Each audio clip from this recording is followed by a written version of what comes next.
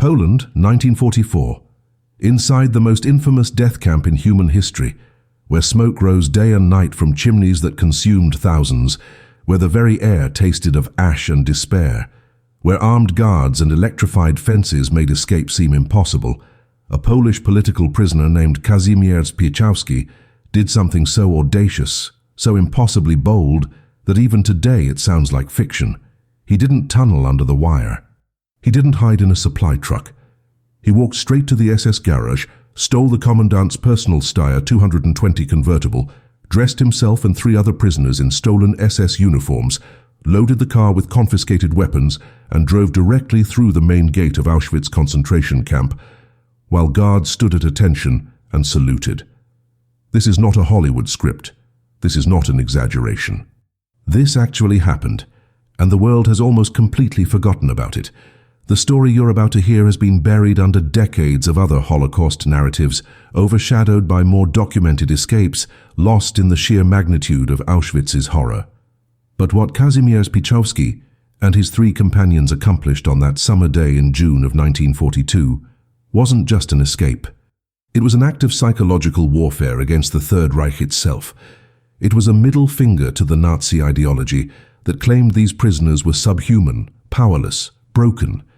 It was proof that even in hell on earth, even under the shadow of the crematoriums, the human spirit could still fight back with intelligence, courage, and an almost suicidal level of nerve. By the end of this video, you'll understand why this escape ranks among the most daring acts of resistance in World War II history, and why it's a crime that most people have never heard this man's name. To understand the magnitude of what Piechowski did, you need to understand what Auschwitz was in 1942. This wasn't yet the industrialized murder factory it would become by 1944. The gas chambers at Birkenau were still being constructed, but Auschwitz I, the original camp, was already a place where hope went to die.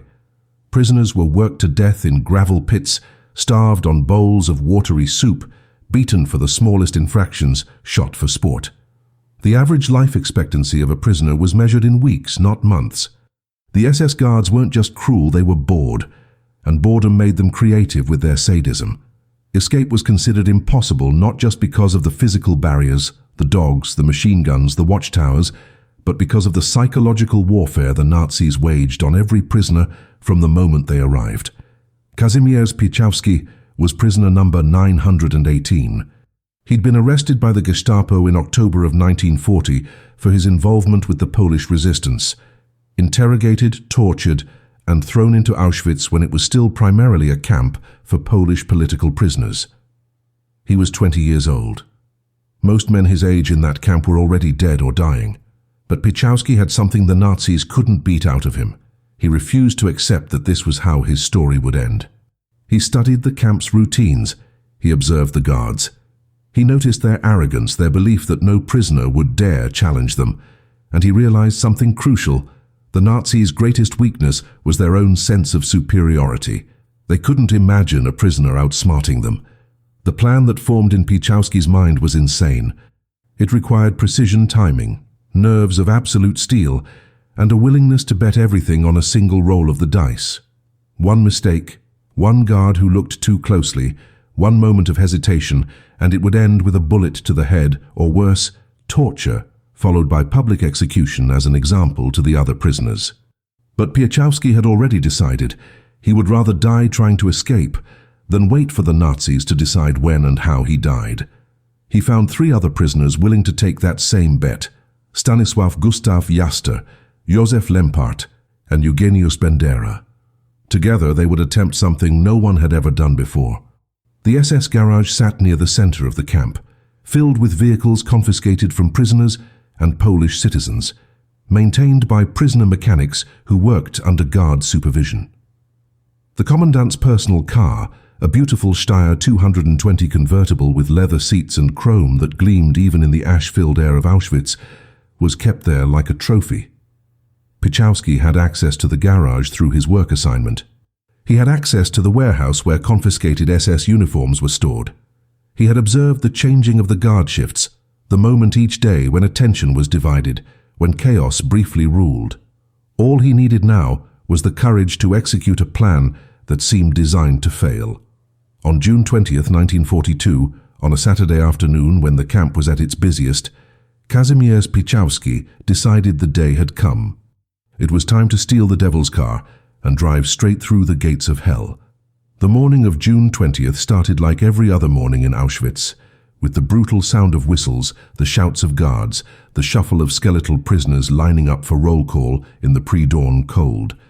Kazimierz Piechowski stood among them, prisoner number 918 stitched onto his striped uniform, his face carefully blank, showing nothing of the plan that was screaming inside his mind.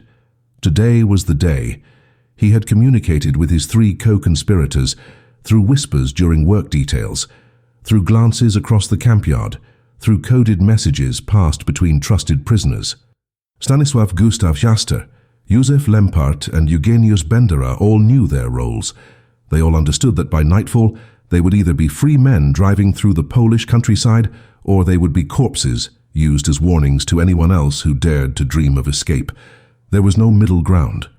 The camp went through its daily routine.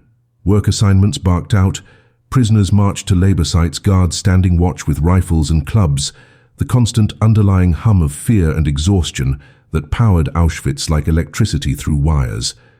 Piechowski's work assignment that day took him near the SS warehouse where confiscated belongings were stored, sorted and catalogued. This was the first critical phase of the plan. The warehouse held everything the Nazis had stripped from prisoners and Polish citizens: clothing, jewelry, watches, shoes, and most importantly for today's purpose, SS uniforms. These weren't costumes or approximations. These were the real thing taken from SS officers who had been killed or transferred, cleaned and pressed, and ready to be reissued. Piechowski had been planning this moment for weeks, observing the warehouse guards, learning their patterns, understanding when the building was least watched. The risk was enormous. If he was caught stealing SS uniforms, it wouldn't just mean his own death.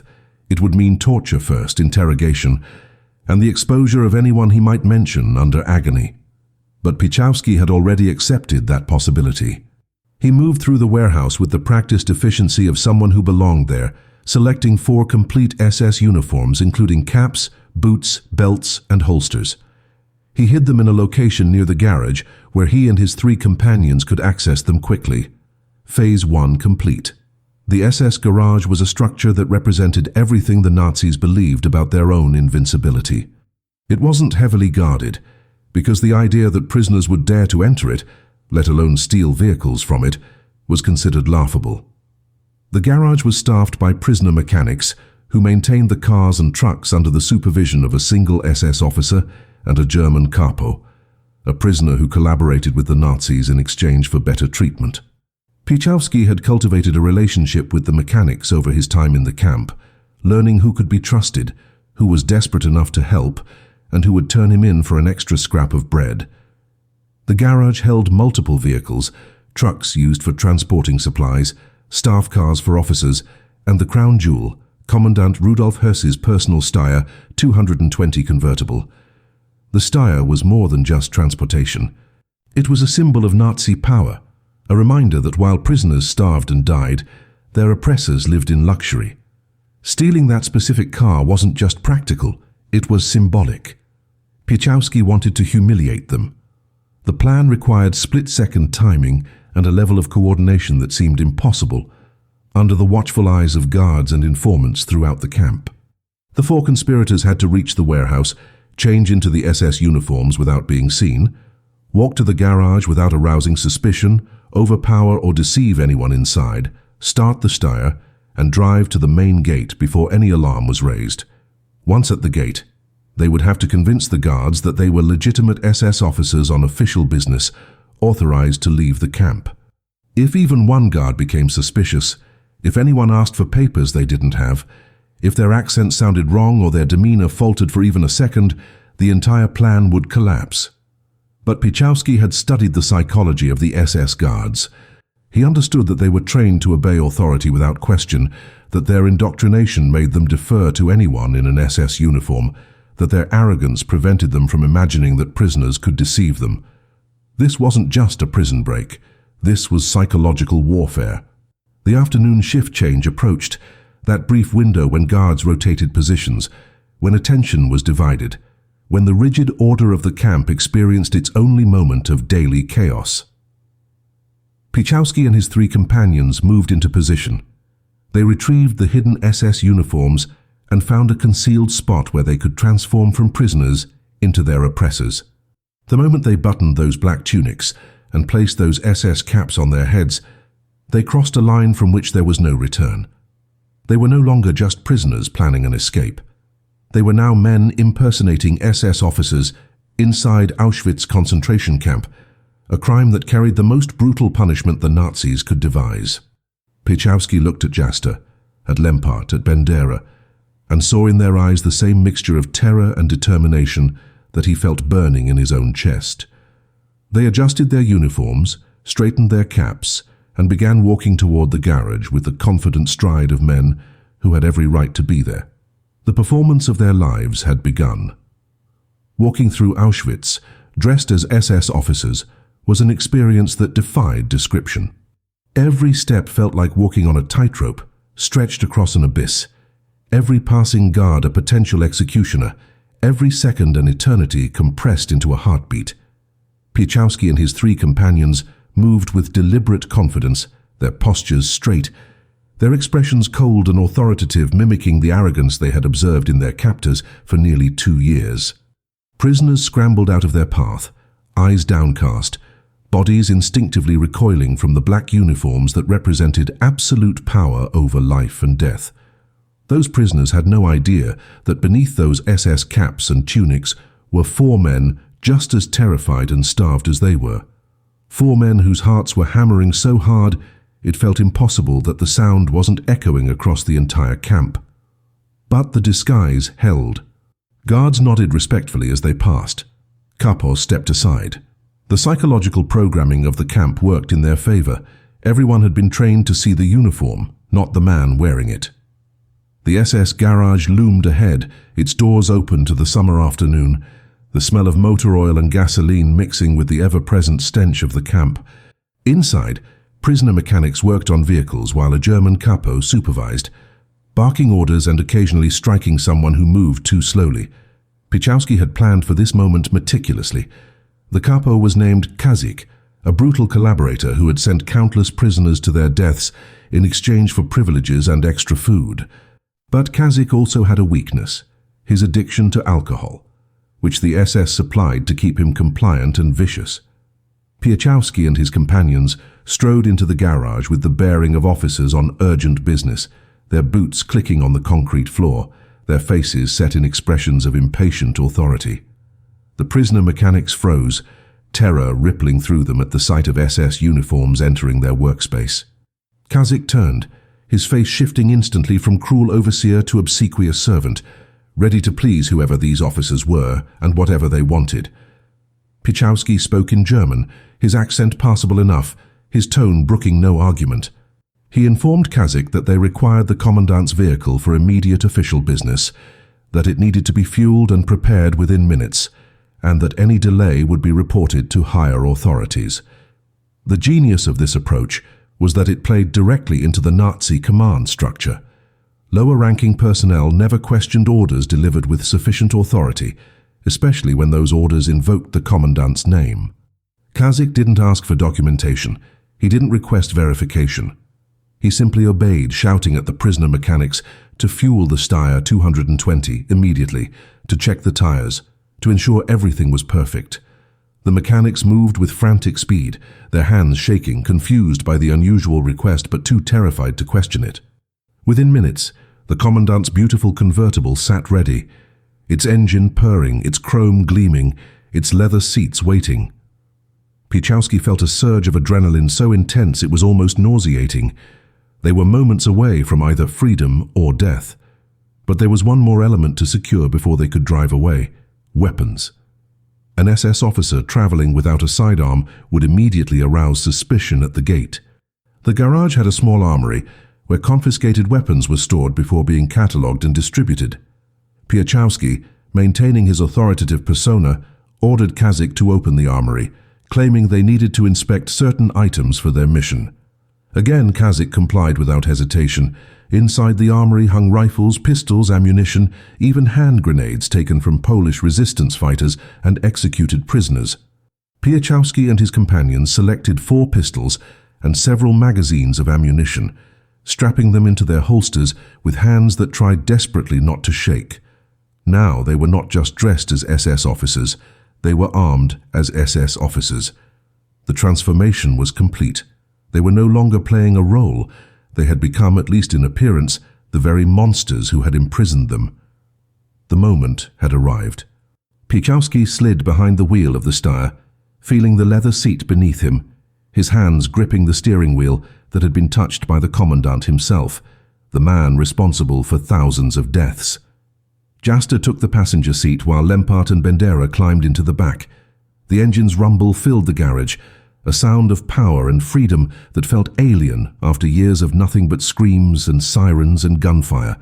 Piechowski released the brake, pressed the accelerator, and the convertible rolled forward out of the garage into the bright June sunlight.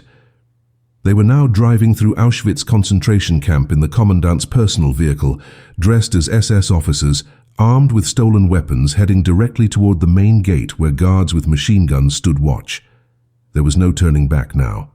The only path was forward, through that gate or into a hail of bullets. Piechowski aimed the Steyr toward the main checkpoint and pressed the accelerator harder. The most dangerous part of the escape was about to begin. The drive from the garage to the main gate covered only a few hundred meters, but it felt like crossing an entire continent under the gaze of 1,000 hostile eyes. The Steyr rolled smoothly along the camp's internal road, passing watchtowers where guards with machine guns tracked their movement, passing barracks where prisoners glanced up from their forced labor with hollow eyes, passing administrative buildings where SS officers conducted the bureaucratic business of mass murder. Every meter brought them closer to either liberation or execution, and there was no way to know which until they reached that final checkpoint.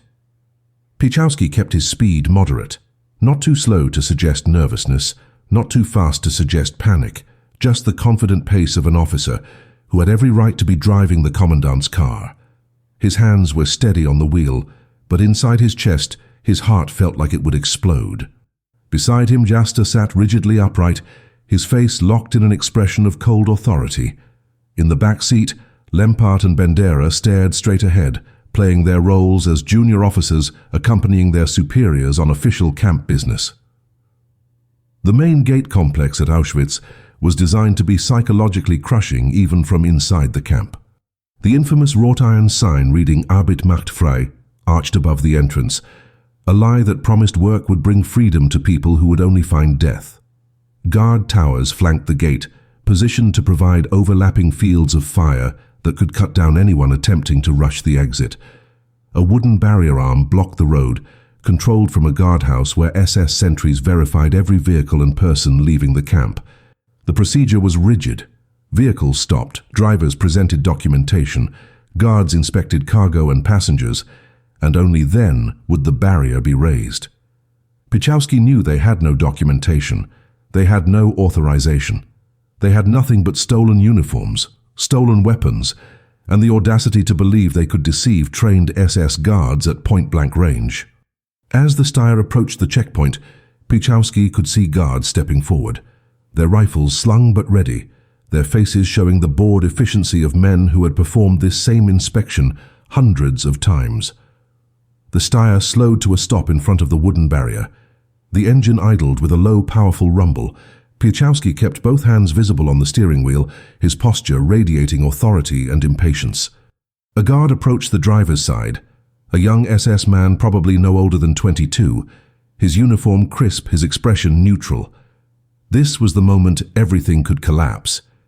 If this guard asked the wrong question, if he requested papers they didn't have, if he noticed something off about their uniforms or their accents or the way they carried themselves, it would end right here. Piechowski didn't wait for the guard to speak first. He launched into a rapid stream of German, his tone sharp and irritated, explaining that they were transporting confiscated materials to SS headquarters in the town, that they were already behind schedule due to incompetence in the warehouse, and that any further delay would be reported to Commandant Höss personally. The invocation of the Commandant's name was calculated. It created a shield of authority that lower-ranking guards were conditioned never to question. The young guard's face flickered with uncertainty. He glanced at the Steyr, recognizing it as the Commandant's personal vehicle, which added credibility to Piechowski's story. He looked at the four men in SS uniforms, noting their ranks displayed on collar tabs and shoulder boards, all of which appeared legitimate.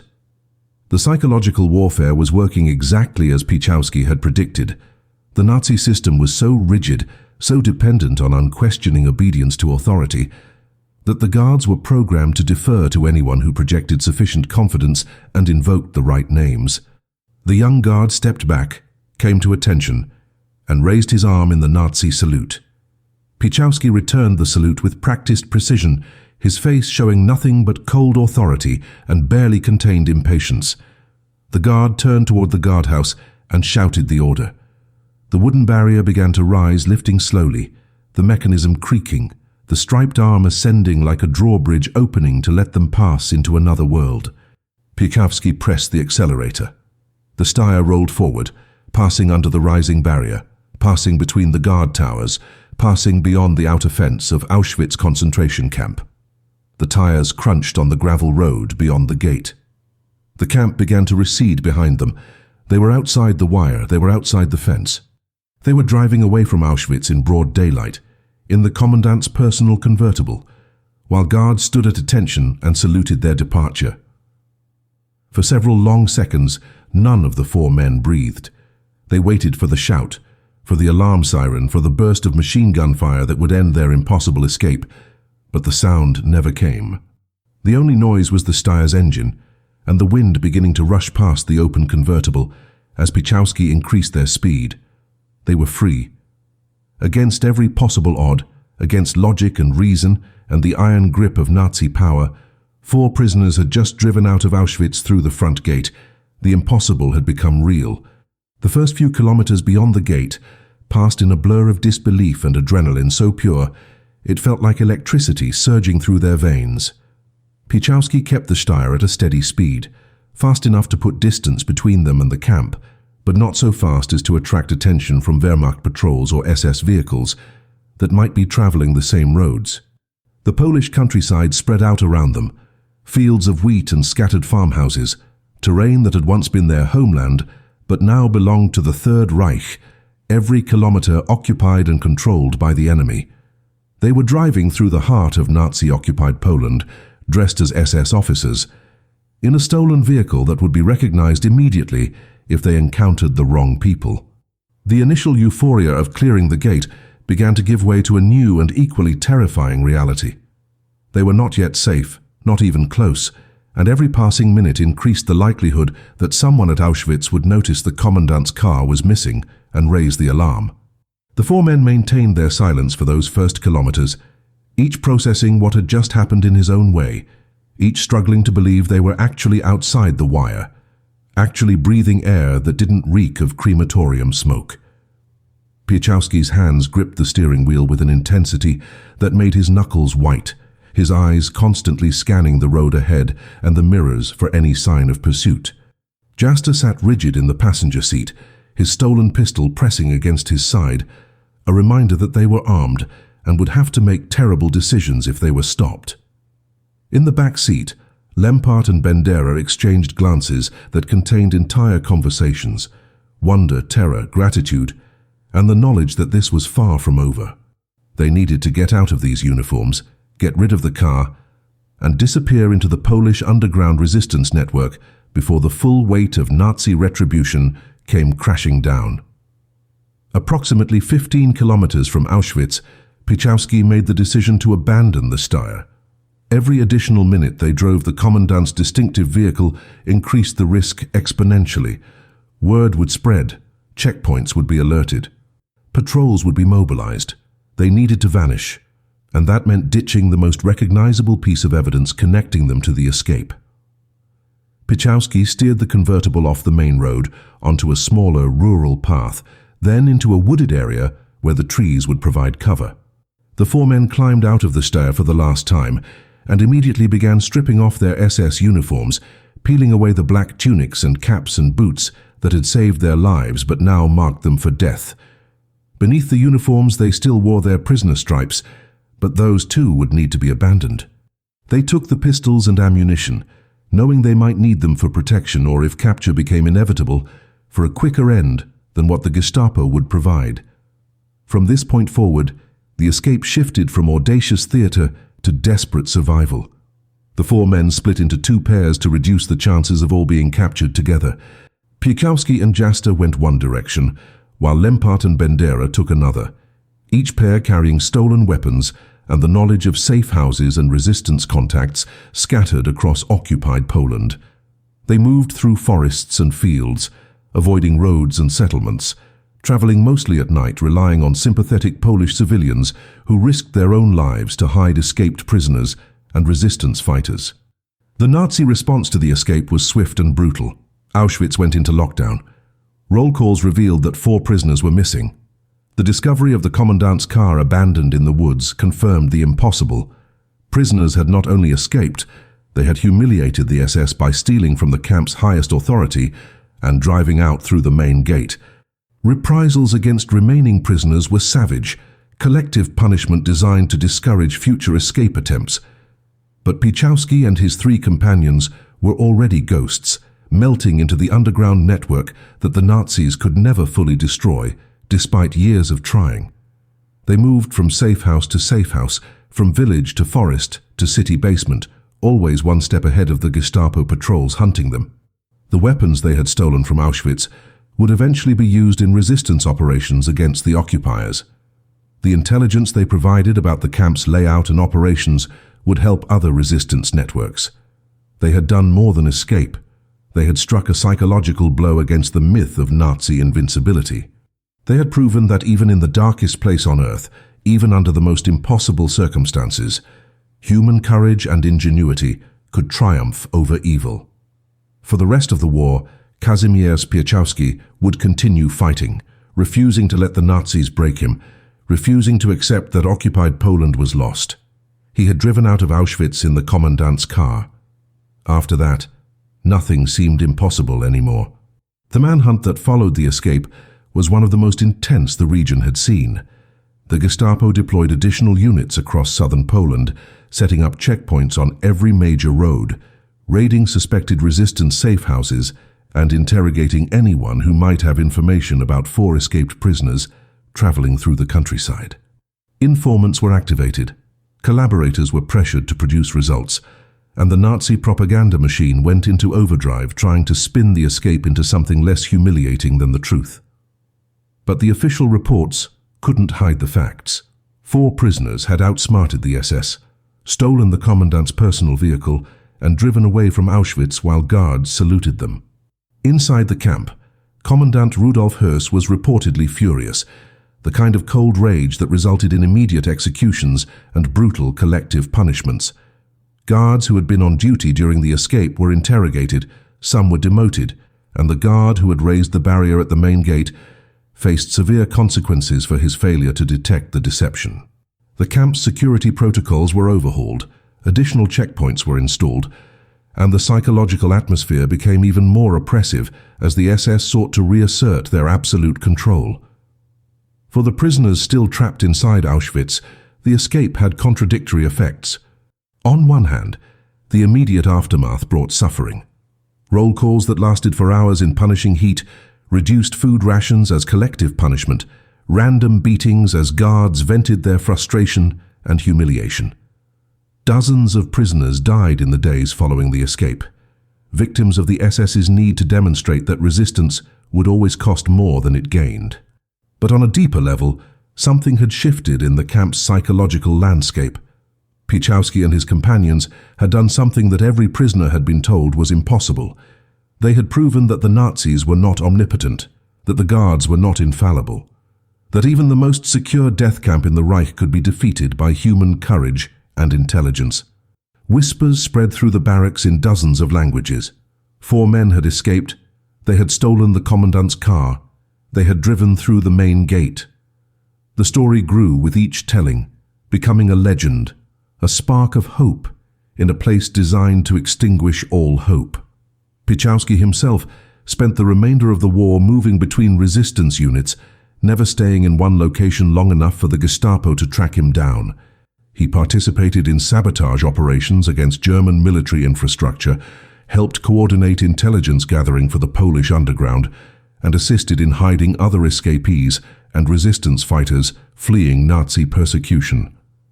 The skills that had allowed him to plan and execute the Auschwitz escape, his ability to think strategically under pressure, his willingness to take calculated risks, made him valuable to the resistance movement. He operated under multiple false identities, carrying forged documents that identified him as various Polish civilians, always aware that capture would mean not just execution, but torture, as the Gestapo tried to extract information about resistance networks. Several times he came close to being caught, narrow escapes that required quick thinking and sometimes violence. The pistol he had taken from the Auschwitz armory saved his life more than once. Stanisław Gustav Jasta, Józef Lempart, and Eugeniusz Bendera each followed their own paths through the remainder of the war. Jasta joined partisan units operating in the forests, engaging in guerrilla warfare against German occupation forces. Lempart made contact with the Home Army, the main Polish resistance organization, and participated in intelligence operations that fed information to the Allied forces. Bendera focused on helping establish escape routes for other prisoners and persecuted individuals, using his experience to advise on security procedures and Nazi psychology. All three men understood that their escape from Auschwitz had given them a second life, and they were determined to use that life fighting the regime that had tried to destroy them. The four conspirators stayed in contact when possible, passing messages through resistance networks, sharing information and resources, maintaining the bond that had been forged in that moment when they put on SS uniforms and bet everything on an impossible plan. The war ground on through 1943 and into 1944. The tide slowly turned against Germany as Soviet forces pushed from the east and Allied armies landed in Normandy and fought their way across France. Auschwitz continued its operations, the killing reaching industrial scale as the final solution accelerated. But inside the camp, among the prisoners who survived day to day, the story of the four men who stole the commandant's car and drove away remained alive. It was told in whispered Polish, in Yiddish, in French, in Czech, in all the languages of the camp's condemned population. The details sometimes changed, the story sometimes grew more elaborate, but the core truth remained. Escape was possible, the Nazis could be beaten, and even in the darkest place on earth, human beings could still triumph. That story kept people alive when nothing else could. That story reminded them they were still human, still capable of resistance, still worthy of dignity. Kazimierz Piechowski and his three companions had given them something more valuable than their own freedom. They had given thousands of doomed prisoners a reason to believe that evil was not invincible. By January of 1945, the Soviet Red Army was advancing rapidly through Poland, pushing German forces back toward the Reich's borders. The sound of artillery could be heard in the distance from Auschwitz, a rumbling thunder that grew louder each day, signaling the approaching end of Nazi control over the region. Inside the camp, the SS began frantically destroying evidence of their crimes, burning documents, dismantling gas chambers, executing prisoners who had witnessed too much. Tens of thousands of prisoners were forced on death marches westward into Germany, columns of skeletal figures stumbling through snow and ice, while guards shot anyone who couldn't keep pace. But thousands more remained in the camp, too sick or too weak to move, left behind to die before the Soviets arrived. On January 27, 1945, Red Army soldiers finally reached Auschwitz and liberated the remaining prisoners. What they found was beyond comprehension. Warehouses filled with human hair, mountains of shoes and eyeglasses, crematoria still warm from their final operations, and 7,000 survivors more dead than alive. The world was about to learn the full truth about what had happened in occupied Poland. For Kazimierz Piechowski, the liberation of Poland brought a complicated mix of emotions. He had survived the war, survived Auschwitz, survived years of living underground while the Gestapo hunted him. But Poland's liberation came not with freedom, but with a new occupation. The Soviet Union, having pushed the Nazis out, now imposed communist control over the country. The Home Army and other resistance groups that had fought against the Germans were now hunted by Soviet secret police as threats to the new order. Piechowski found himself in a Poland that was technically free from Nazi control, but still not truly free, governed by a regime that viewed wartime resistance fighters with suspicion and hostility.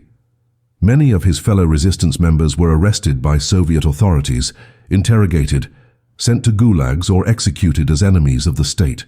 The fight that had consumed 6 years of his life had not resulted in the free and independent Poland he had risked everything to achieve. Piechowski made the difficult decision to remain in Poland despite the communist government, refusing to flee to the West like many other resistance fighters. He returned to civilian life, working various jobs, trying to build a normal existence after years of living in constant danger. But normalcy proved elusive.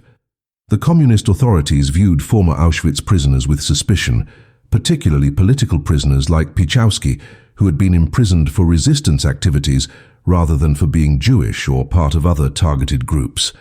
His escape from Auschwitz, which should have made him a celebrated hero, was instead treated as a dangerous story that didn't fit the communist narrative about the war. The Polish communist government preferred to emphasize Soviet liberation and downplay individual Polish resistance, particularly resistance connected to anti-communist groups. Piechowski was pressured to remain silent about his experiences, to avoid discussing the details of his escape, to disappear into anonymous civilian life. For decades, Kazimierz Piechowski lived in obscurity within Poland, known to a small circle of fellow survivors and resistance veterans, but unknown to the wider world. His incredible escape from Auschwitz, one of the most audacious acts of resistance in the entire war, was barely documented in official histories. The communist government suppressed stories that celebrated individual heroism outside the framework of communist ideology, and Western historians focused primarily on other aspects of the Holocaust and the camp system. The Commandant's stolen car, the SS uniforms, the drive through the main gate, all of it faded into the margins of history, known to a few but forgotten by most. Piechowski married, raised a family, worked ordinary jobs, and carried the weight of his experiences privately, unable to share his story with a world that wasn't interested in hearing it. The pistol he had taken from Auschwitz was long gone, the SS uniform burned decades ago, the Steyr convertible probably scrapped for parts. All that remained were memories and a handful of fellow survivors who knew the truth. It wasn't until the 1990s, after the fall of communism in Poland and the opening of previously sealed archives, that historians and journalists began uncovering the full story of Piechowski's escape. Researchers found documentation in camp records, testimonies from other survivors, and confirmation of details that had seemed too incredible to believe. By then, Piechowski was an elderly man, well into his 70s, living quietly in Poland. When journalists finally tracked him down and asked him to tell his story, he was initially reluctant, uncomfortable with attention after so many years of enforced silence. But eventually he agreed to share what had happened on that June day in 1942, giving interviews that were recorded and preserved, ensuring that the truth would not die with him. The world finally began to learn about the prisoner who had stolen the Commandant's car and driven out of Auschwitz through the main gate, and people struggled to believe that such a thing had actually happened. But it had happened. Every impossible detail was true. As Piechowski's story began to emerge in the 1990s and into the 2000s, it created ripples of astonishment among Holocaust historians and World War II scholars who had spent decades studying Auschwitz. Here was an escape that defied every assumption about the camp's security, an act of defiance so bold it seemed lifted from a Hollywood screenplay rather than historical reality. Researchers began cross-referencing Piechowski's testimony with camp records, survivor accounts, and SS documentation that had been preserved in archives. Everything checked out.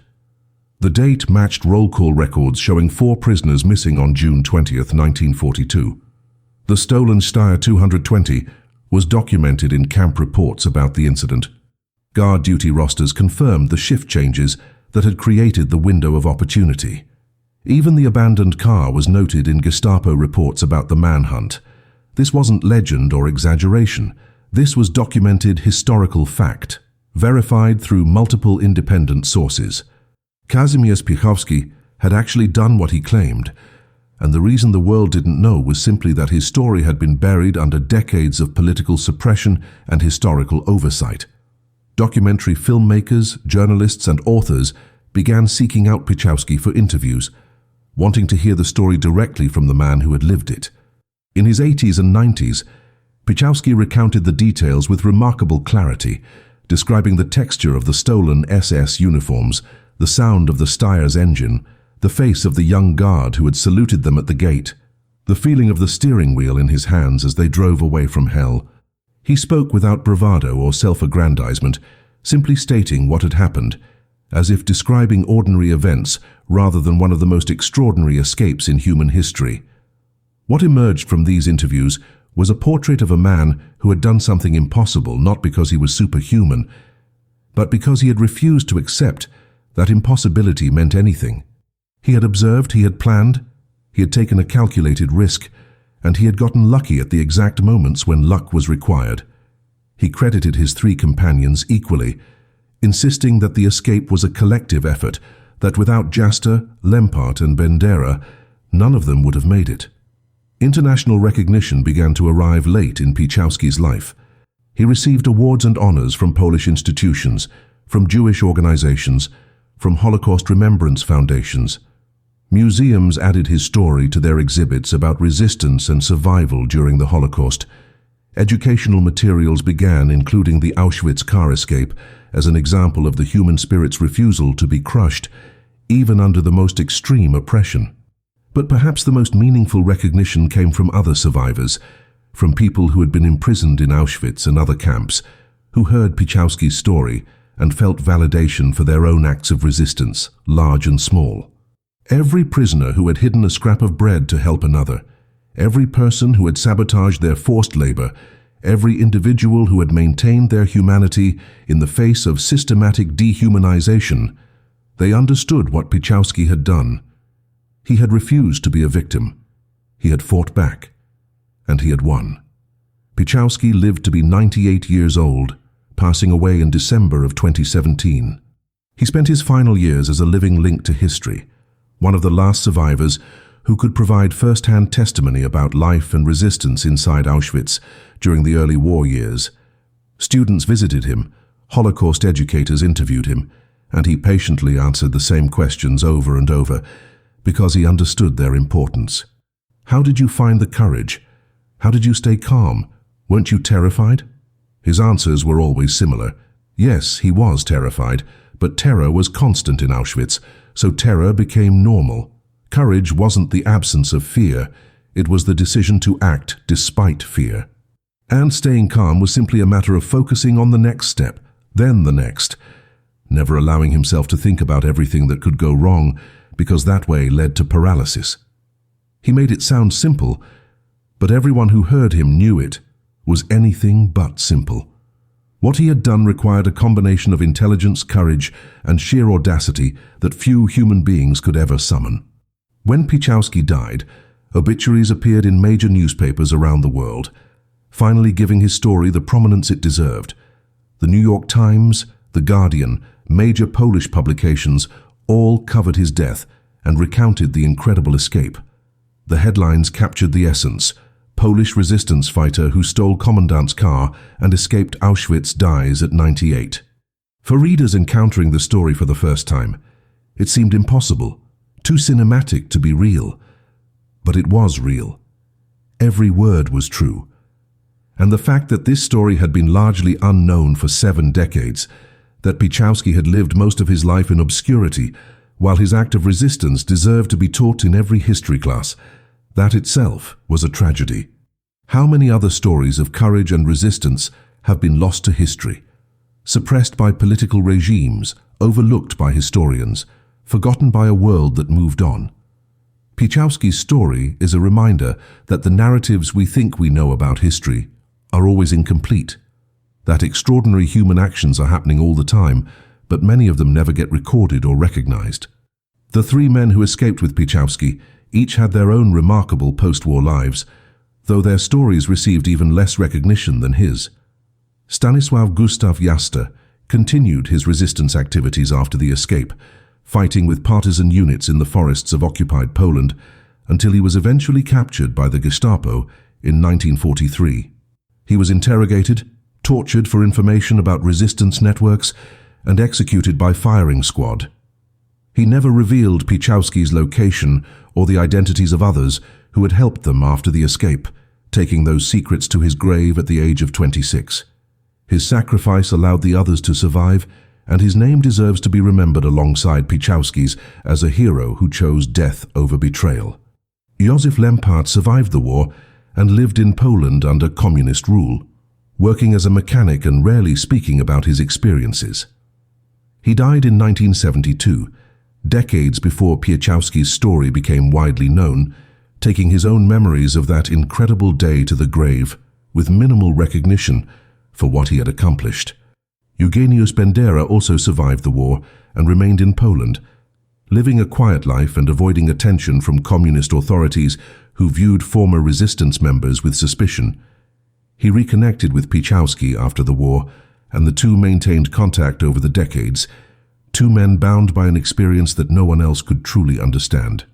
Bendera passed away in 1999, just as Piechowski's story was beginning to receive international attention, but he lived long enough to see some recognition for their escape.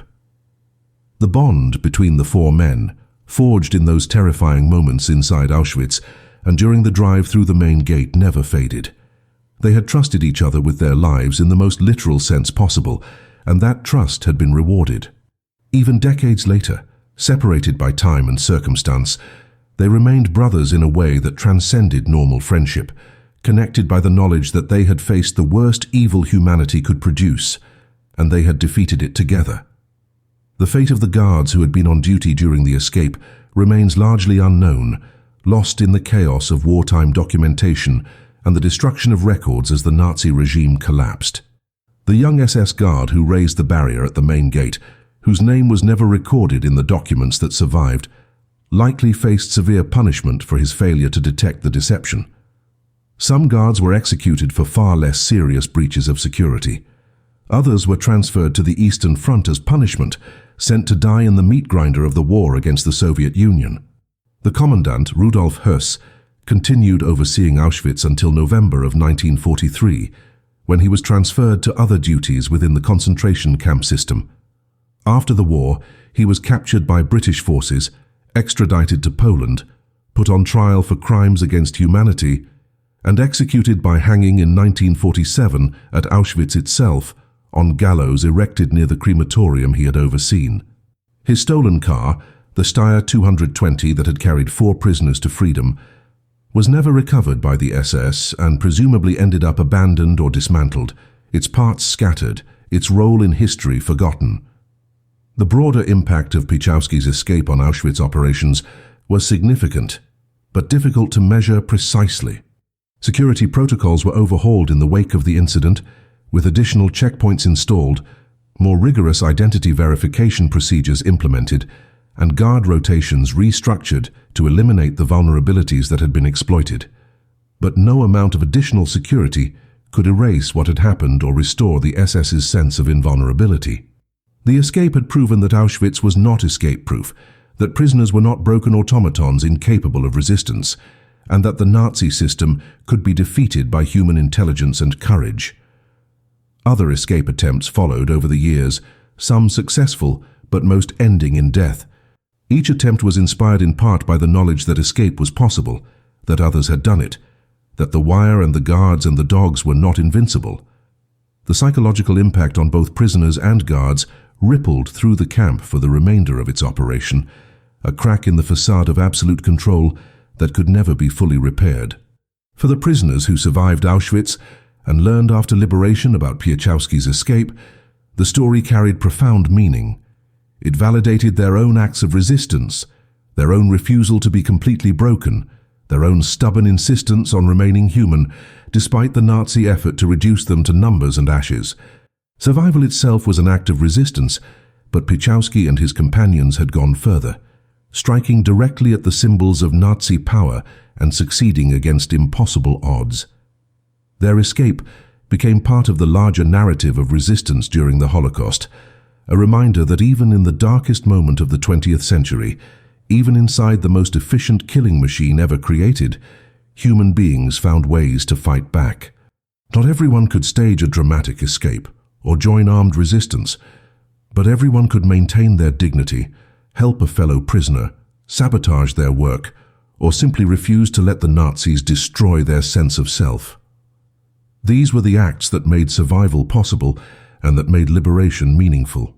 Today, more than 80 years after Kazimierz Piechowski drove out of Auschwitz in the Commandant's stolen convertible, his story remains shockingly unknown to most people, even those who consider themselves well-versed in World War II history. Ask the average person to name famous Holocaust stories, and they might mention Anne Frank, Oskar Schindler, perhaps some of the major uprisings or escapes.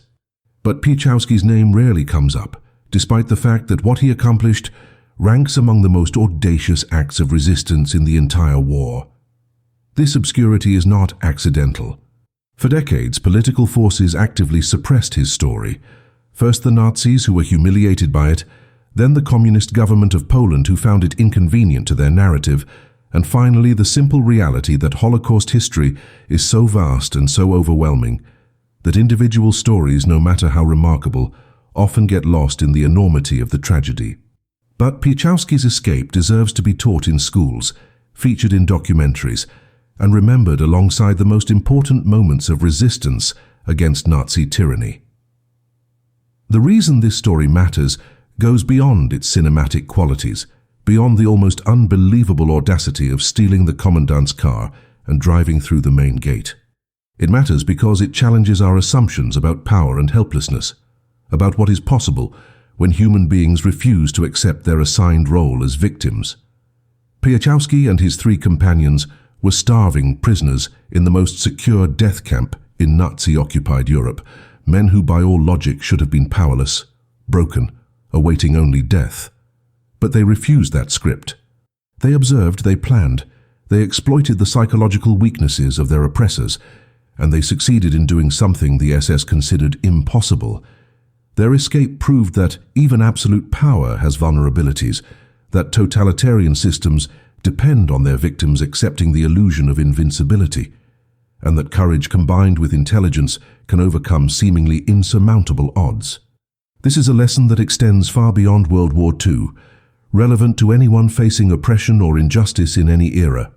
The story also serves as a memorial to the thousands of prisoners who attempted escape from Auschwitz and other camps but failed, who were shot in the wire, torn apart by dogs, or captured and executed as examples to others. Most escape attempts ended in death. Most acts of resistance resulted in brutal reprisals.